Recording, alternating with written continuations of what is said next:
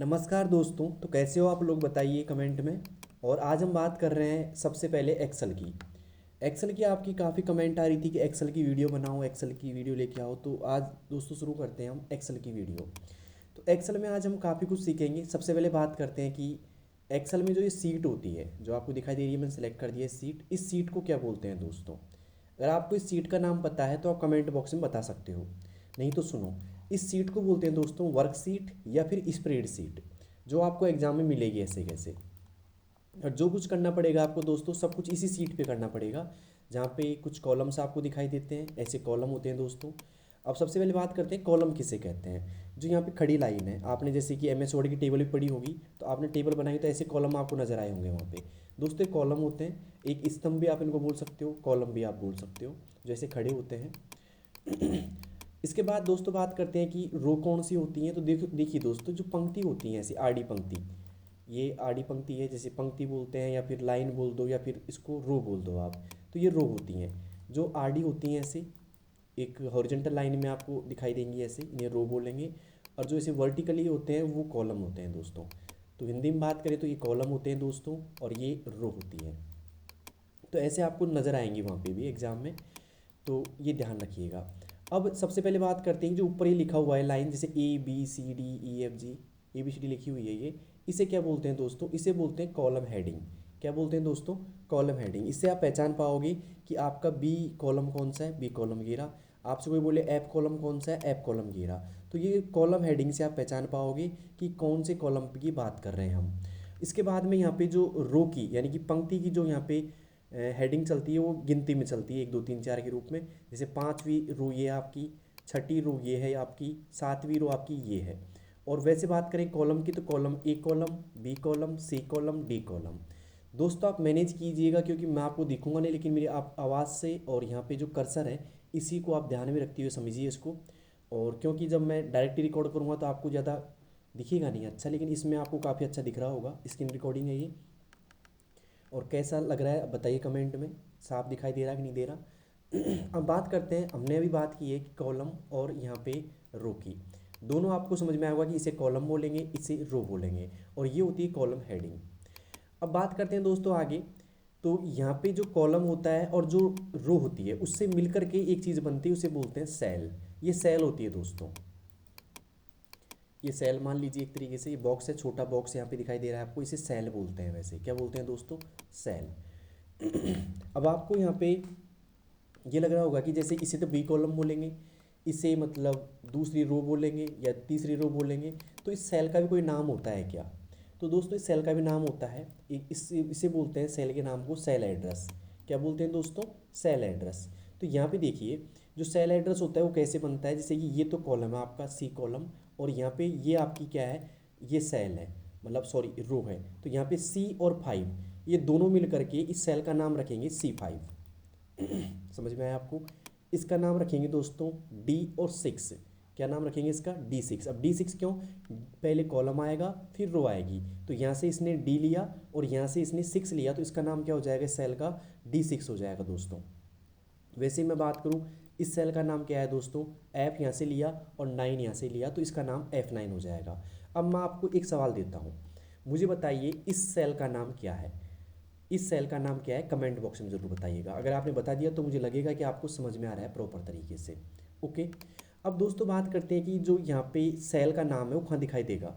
वो दिखाई देगा आपको नेम बॉक्स में। आपको छोटा सा एक रेक्टेंगल दिखाई दे रहा है यहाँ पे, जिसका नाम यहाँ पे नेम बॉक्स है दोस्तों। तो यहाँ पे ये नेम बॉक्स है। तो नेम बॉक्स में क्या होता है दोस्तों? एक्टिव सेल का नाम बताया जाता है। अब आपको लगेगा एक्टिव सेल कौन होती है? तो दोस्तों जिस सेल में हम टाइप करते हैं, लिखते हैं, नंबर वगैरह, सिंबल वगैरह, उसे बोलते हैं एक्टिव सेल।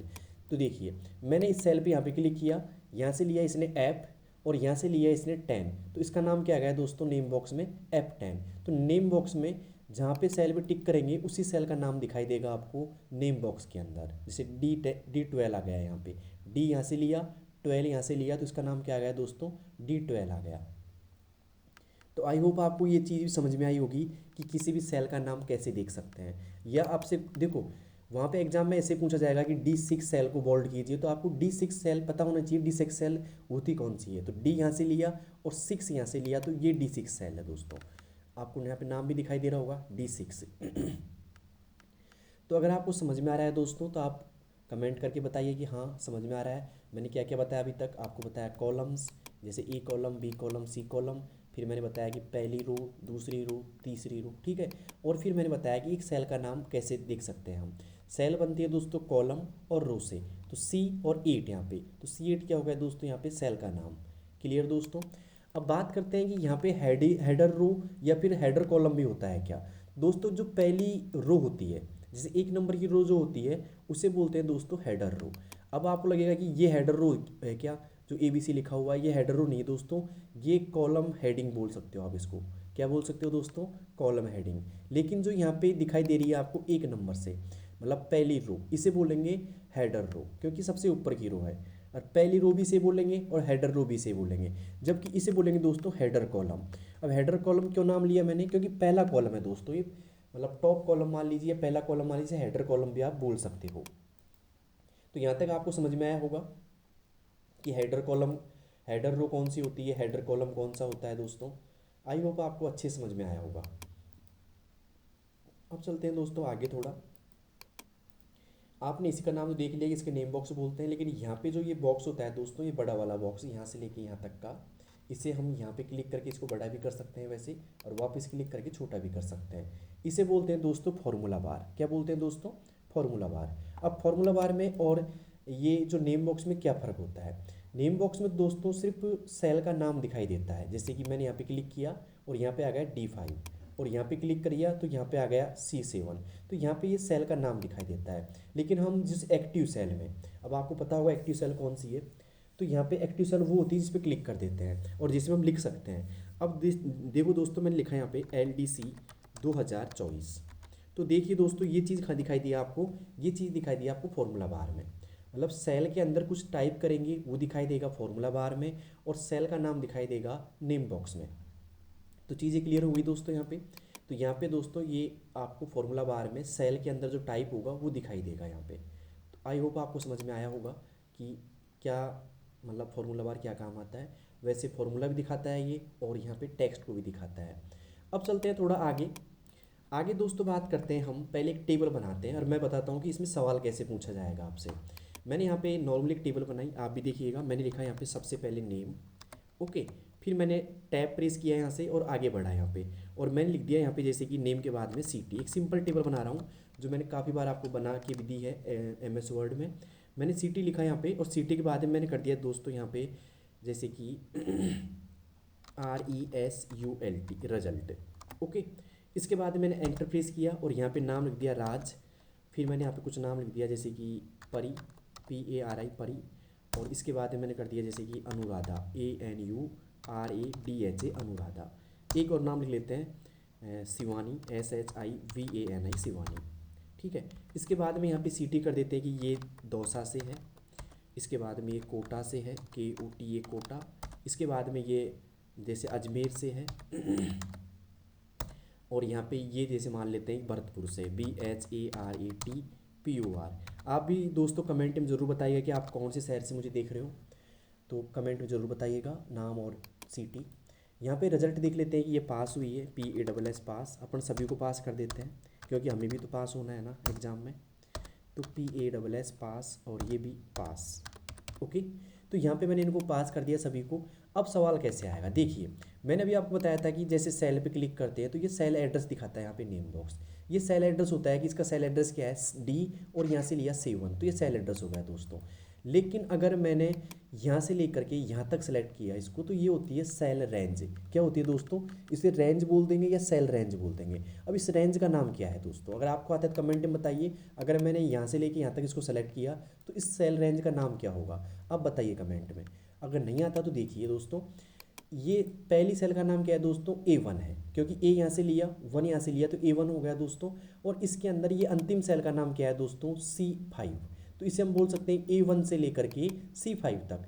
तो इस सेल का जो एड्रेस है वो क्या बनेगा दोस्तों, A1। अब यहाँ पे ऐसे चिन्ह आएंगे और यहाँ से कर देंगे C5, ये एड्रेस बनेगा। अब A1 कहाँ से लिया दोस्तों, मैंने A1 यहाँ से लिया, से C5 यहाँ पे लिया मैंने। तो इस दोस्तों मैंने बात कर रहा था कि यहाँ से A1 और यहाँ से लिया इसने C6, सॉरी C5, तो यहाँ पे A1 से लेकर के C5 तक एक रेंज बन गई और यहाँ पे लिखा गया A1 से C5। तो पता है दोस्तों यहाँ पे रेंज क्या होती है? रेंज होती है जैसे कि मैंने बोला कि B1 से लेकर के B5, तो B1 से B5 क्या हो गया दोस्तों, ये ऐसे कैसे B1 से B5 हो गया, तो एक रेंज हो गई ये भी।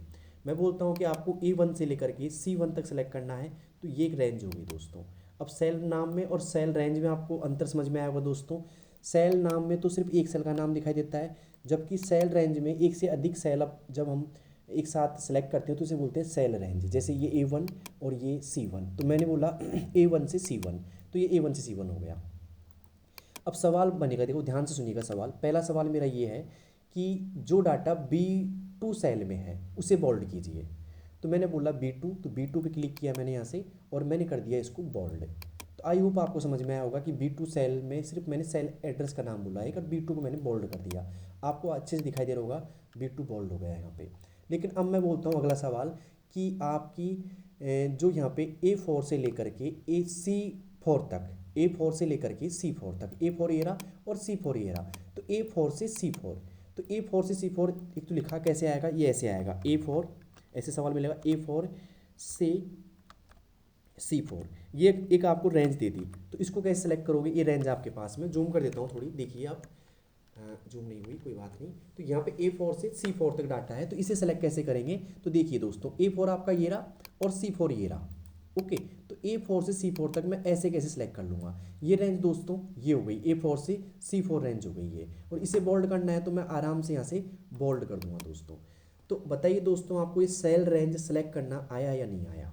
अगर मैं बोलता इसके अंदर कि मुझे तो A1 टेबल A1 से लेकर के और यहाँ पे B5 तक सेलेक्ट करना है, तो ये एक रेंज हो गई, A1 से लेकर के B5 ये रेंज हो गई, इसे बोलेंगे रेंज। क्या बोलेंगे दोस्तों, रेंज। मैं रेंज पे क्यों एक तरीके से प्रभाव डाल रहा हूँ, इफेक्ट डाल रहा हूँ ज़्यादातर, कि रेंज में ही सवाल पूछे जाएंगे ज़्यादातर आपसे वहाँ पे, तो आपको रेंज सेलेक्ट करने में ज़्यादा दिक्कत नहीं आनी चाहिए वहाँ पे। तो मैं यहाँ पे कर देता हूँ, इनको बोल्ड कर दिया, या फिर मान लो मैंने यहाँ पे कोई भी फॉन्ट कलर दे दिया, तो आप ऐसे दे सकते हो। मैं बाय डिफ़ॉल्ट कर देता हूँ वापस से ऑटोमेटिक यहाँ से। ओके दोस्तों, तो कमेंट बॉक्स में ज़रूर बताइए कि आपको सेल रेंज समझ में आई या नहीं आई।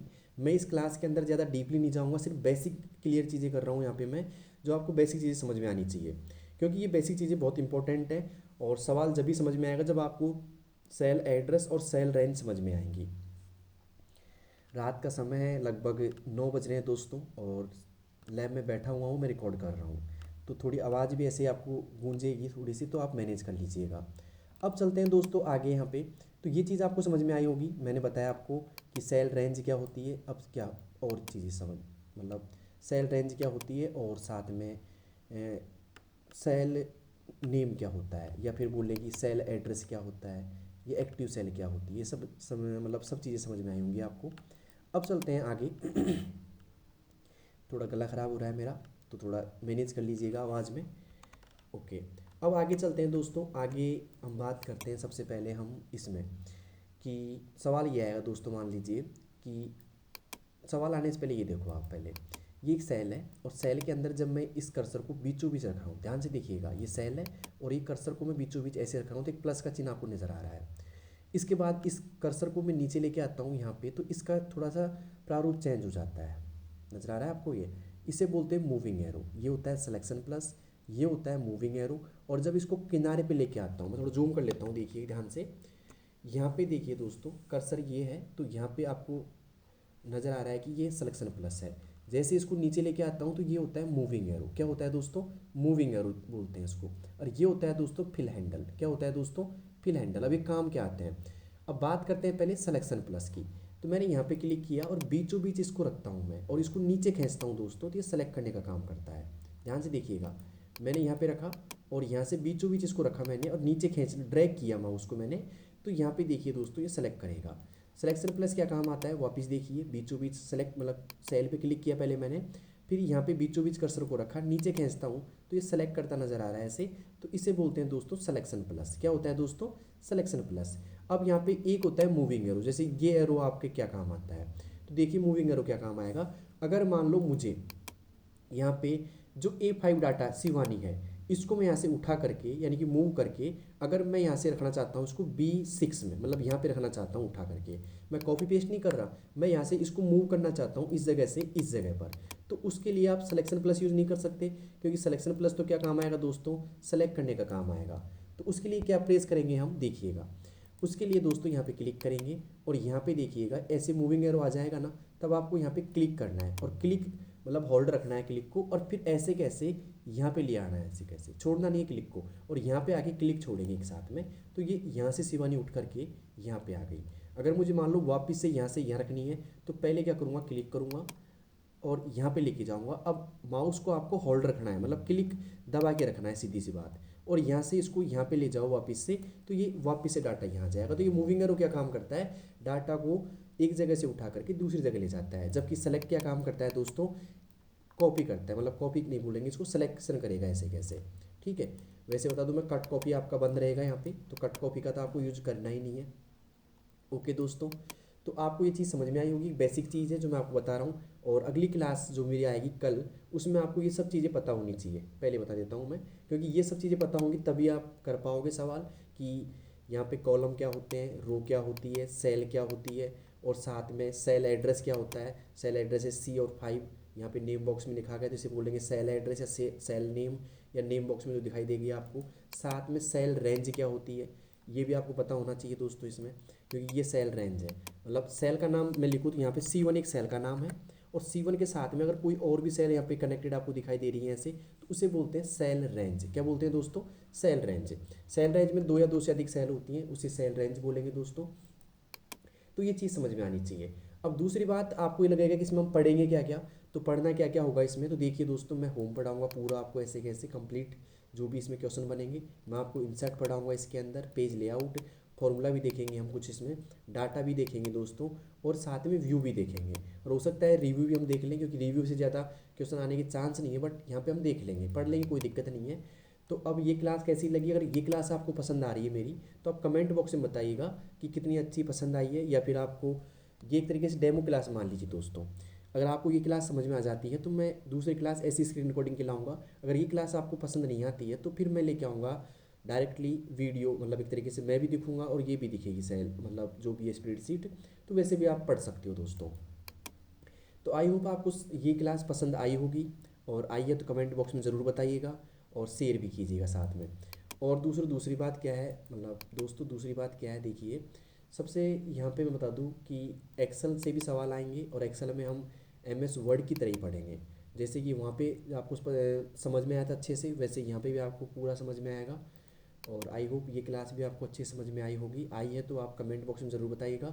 अगली क्लास कल आएगी, और कल आपको मैं बताऊंगा इस क्लास के अंदर यहाँ पे जो फ़ॉन्ट है, फ़ॉन्ट में आपको ये फ़ॉन्ट बताऊंगा पूरा का पूरा, जिसके अंदर क्या क्या चेंज हुआ है, क्या क्या MS वर्ड की तरह ही है, उस सबकी हम चर्चा करेंगे साथ में आपको नंबर्स, अलाइनमेंट, बॉर्डर, फिल और प्रोटेक्शन क्या होता है, ये सब कुछ हम बताएंगे आपको। ये बताने के बाद दोस्तों हम जाएंगे सीधा अलाइनमेंट की, और अलाइनमेंट भी खैर वहीं आ गया था, और इसमें जो अलाइनमेंट है कितने चेंज हुए हैं इनके बारे में चर्चा करेंगे हम। और साथ में हम कंप्लीट यहाँ पे फॉर्मेटिंग देखेंगे दोस्तों, साथ में फॉर्मूला देखेंगे, और हम इसके बाद में क्वेश्चन करेंगे कि एक्सेल से क्वेश्चन कैसे पुटअप होते हैं। तो कैसी लगी क्लास, अच्छी लगी तो लाइक शेयर और सब्सक्राइब करो चैनल को, और कमेंट बॉक्स में बताइएगा कि कितनी आपको समझ में आई एक्सेल की ये क्लास। अगर अच्छे से एक्सेल क्लास समझ में आ गई है तो अगली क्लास बहुत जल्दी आएगी दोस्तों। धन्यवाद।